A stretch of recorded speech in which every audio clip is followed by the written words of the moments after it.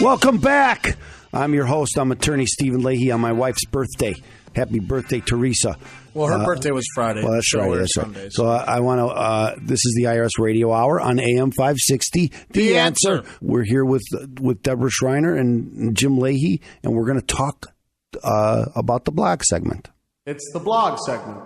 The blog. The blog. Do you remember the name, Jim? Park Avenue. Park Avenue West. No, Park Avenue Beat. Beat. Yes. I'll put it all on Park Avenue. Okay, but I'm by Park Avenue from you. Okay, so today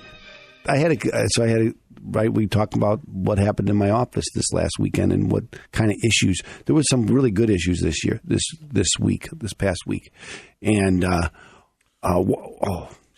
you had a lot of issues this week. I know you got into it, but how many from you? I know that YouTube has been taken off because we do a YouTube. Yes, feed. Well, you know what? Because of the YouTube and everything, I get a lot. I get a lot of people who Google me and find me.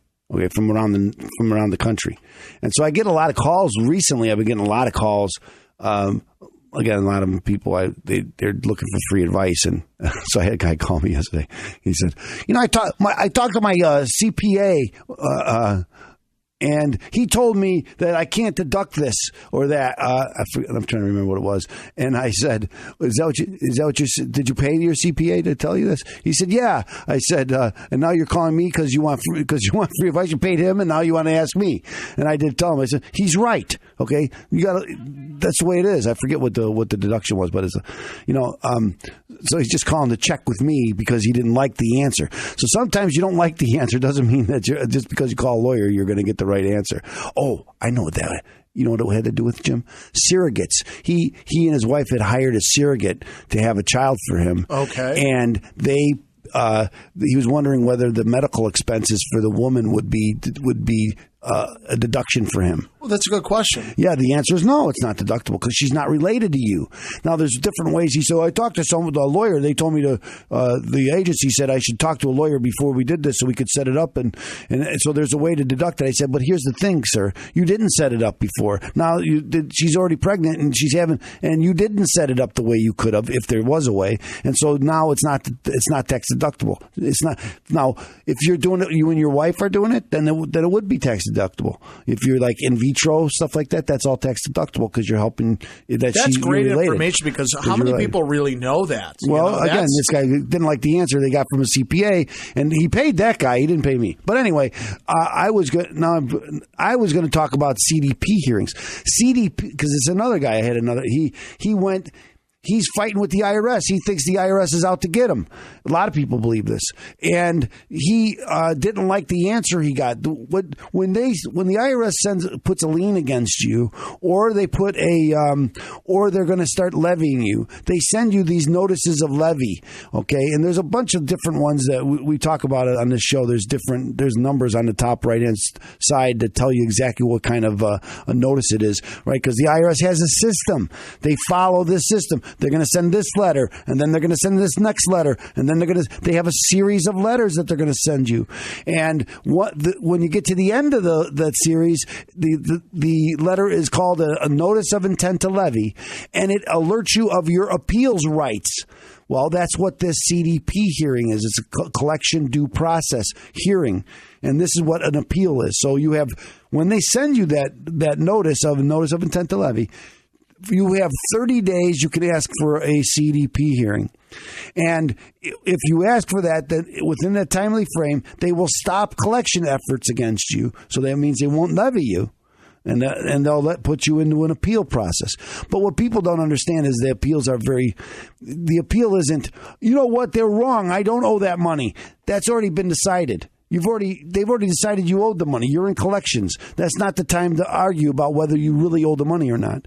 Okay? There's other ways around that to try to fight that. If you think you don't owe the money, there's other ways around that. A lot of that would be like when you get a notice of deficiency, and then you get this notice of deficiency and say, if you don't agree, then you should contact us and let us know, and you can appeal our audit. And so you could appeal the audit. And then if you appeal the audit and you don't like that answer, you could take them to tax court. court. You'll have 90 days to take them to tax court. They call this a 90-day letter. So they send you, they say you owe more money. If you have 90 days to go to tax court and argue about it in tax court. But if you're in collections and they're trying to levy you, you can't just say, well, the IRS is wrong. I don't owe that money. Too late to argue that. Okay, this is not the place to argue. They already brought you in. This is really about how they're going to collect it from you. So they're saying, hey, you haven't paid us. We're going to start taking things away from you, and you've got to. This is CDP, is collection due process hearing again. Says, no, don't levy me. There's better ways to pay for me to. There's better ways for you to get paid rather than take things away from me. And so, but sometimes this is good because you. Instead of having a local, you can do this locally too, or sometimes it's across the nation. They'll set it out across the nation. But your revenue officer is in charge of collecting money, and they get compensated based on the number of how much money they collect. A revenue CDP appeals officer, they get compensated based on how many cases they close. You see the difference? Whoa. So now they can close it and not get any money, but they get credit for it. If a revenue officer closes it and doesn't get any money, he's not getting a lot of credit for that because he's not collecting the money. So there's different, and the appeals officers generally to be higher up on the food chain. So, and they're not as individually involved in the case, so they don't know the person. So sometimes the revenue officers can grow to not like the person that they're trying to collect from. That's why it's important to have exactly true. Because maybe they've tried to collect. So I've had people say, I never even met the guy. Why he's got this? Well, why has he got this animus against me? He's coming after me like he hates my guts. I never met the guy, but he sent you letters. He's gone to here. He's done this. He's been chasing you, and you haven't been responding. And so he gets this idea in his head that you're trying to steal from the government, and it's his job to stop it. And so he gets this. He gets this in his head that he's against you, and he's going to let you have it. And that's when sometimes it's good. Then you can do this appeal and get it out of his hands, put it into somebody else's hands that know nothing about you, that doesn't have this animus against you, that's going to work on what the law says, and you can argue it that way. So sometimes this is the greatest thing to do. Now, one of the bad things that happen, and this is what the CDP hearing is. Now, the CDP hearing is really has the IRS followed the procedures they're supposed to follow? Did they send a notice the way they're supposed to? Did they offer me a remedy that they're supposed to offer me? Were they reasonable in assessing the 433 form? And that's with the financial forms and stuff. Were they reasonable? And that's what the appeals officer is going to decide. Again, they're not going to decide whether you owe the money or not. That's already been decided. And again, there's other ways to fight that if you think you don't owe it. But okay, so another good thing about a CDP hearing, collection due process, if you don't like the answer that you get at that CDP hearing, you can go to court. You can go to tax court, and I can file something in tax court. And while I file something in tax court, they still can't come after me. So I'm still protected. And so sometimes that's a big thing for people, just to get protected. And that's what we want to do. We want to protect you. Now, one of the bad things about a CDP hearing is it stops that statute of limitations that we talk about a lot on this show. It's called the CSED date, collection statute expiration date. It adds time to that collection statute expiration date because they can't collect from you. Then they add time to the time that they can collect from you.